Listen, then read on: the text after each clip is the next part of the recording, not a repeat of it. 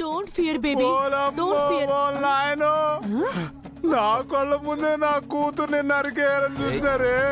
మేము ఎవరికి ద్రోహం చేసామండి? ఛీ, డర్టీ డ్రింక్ మ్యాన్. ఈడొకడు. తాగు. కంగారు పడకు, రిలాక్స్ మాను, రిలాక్స్.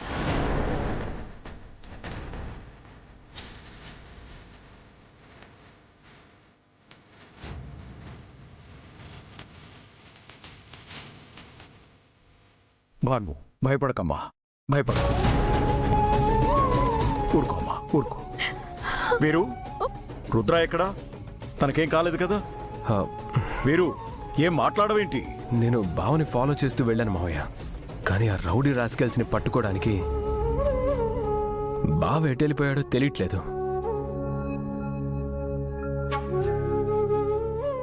మీరేం కంగారు పడకండి, బావకేమీ కాదు. నేను పోలీసులకు ఫోన్ చేసి ఇన్ఫార్మ్ చేశాను, వాళ్ళు వస్తూ ఉంటారు.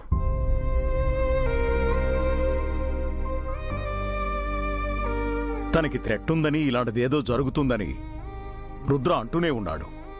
రుద్ర అనుకున్నట్టే నిజమైంది.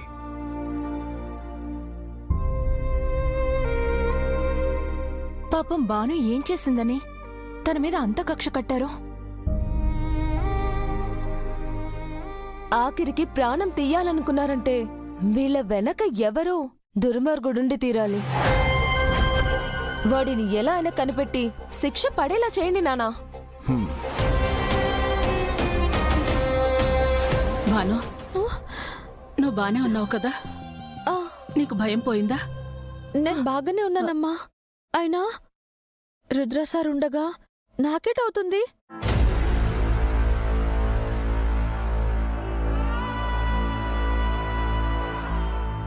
ఏ సంబంధం లేని నా కోసం ఆయన ప్రాణాలకి తెగించి కాపాడారు.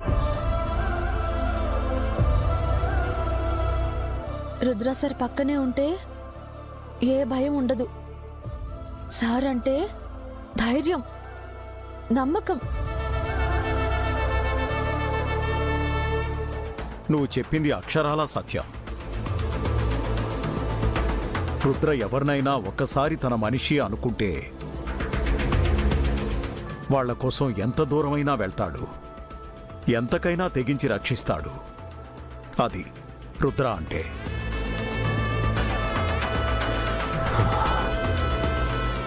కానీ వాడి దురదృష్టం ఏంటో, ఈ ఇంట్లో ఏ సంబంధం లేని నీ దృష్టిలో దేవుడయ్యాడు.